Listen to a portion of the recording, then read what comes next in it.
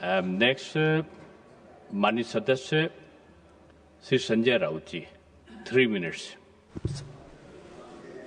सब 0 ओवर में 3.5 मिनट देते हैं। आप बोलेंगे, अब समय जो निर्धारित है।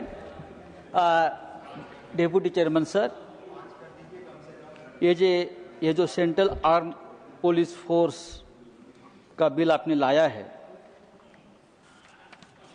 ये आर्म फोर्स को वन अम्ब्रेला लॉ के अंदर लाने की आपकी कोशिश है।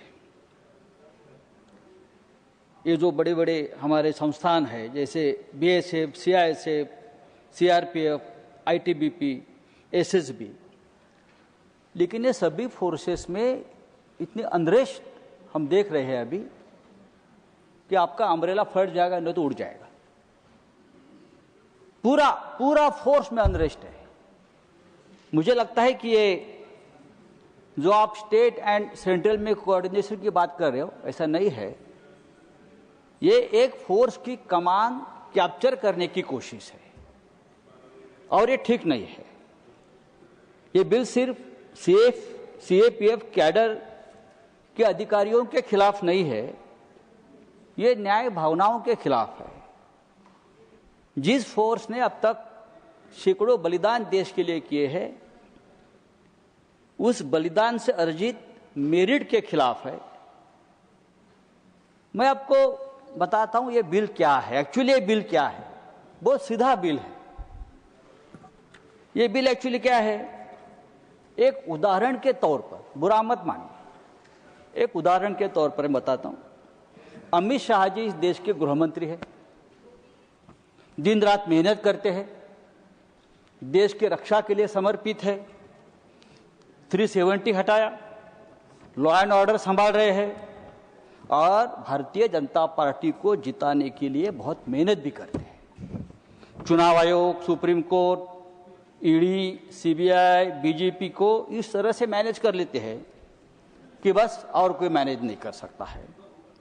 गृह मंत्रालय के माध्यम से पार्टियों को तोड़ देते हैं, अपनी सरकार लाते हैं। लेकिन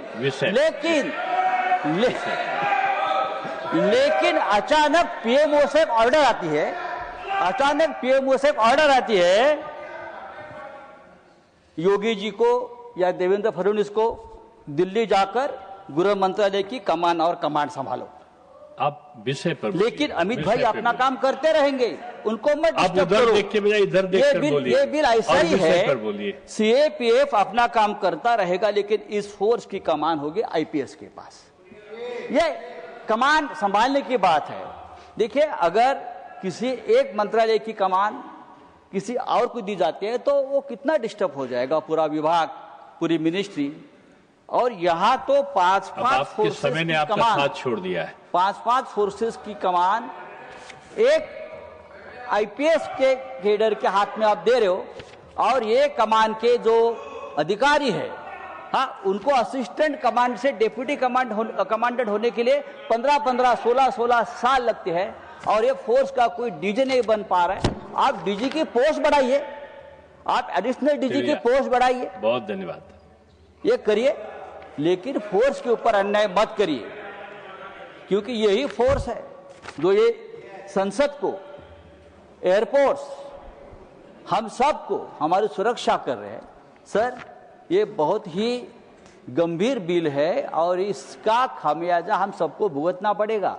अगर ये फोर्स में अनरेस्ट रहा तो ये बंदूकें जो उनके हाथ में है उसका दुरुपयोग भी हो सकता है। मैं आपको बताता हूं, बेसिकली ये डिमोरलाइज करने वाला बिल है, ये डिस्टर्ब करने वाला बिल है इतने बड़े फोर्स को। आपकी बात आ गई। हाँ, तो कृपा करके मैं सरकार को कहूंगा कि ये बिल आप सिलेक्ट कमेटी के पास भेज दीजिए।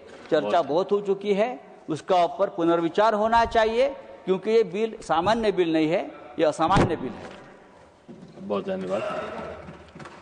माननीय सदस्य डॉक्टर अजीत माधवराव गोपछड़े, 15 मिनट। Not present. नेक्स्ट माननीय सदस्य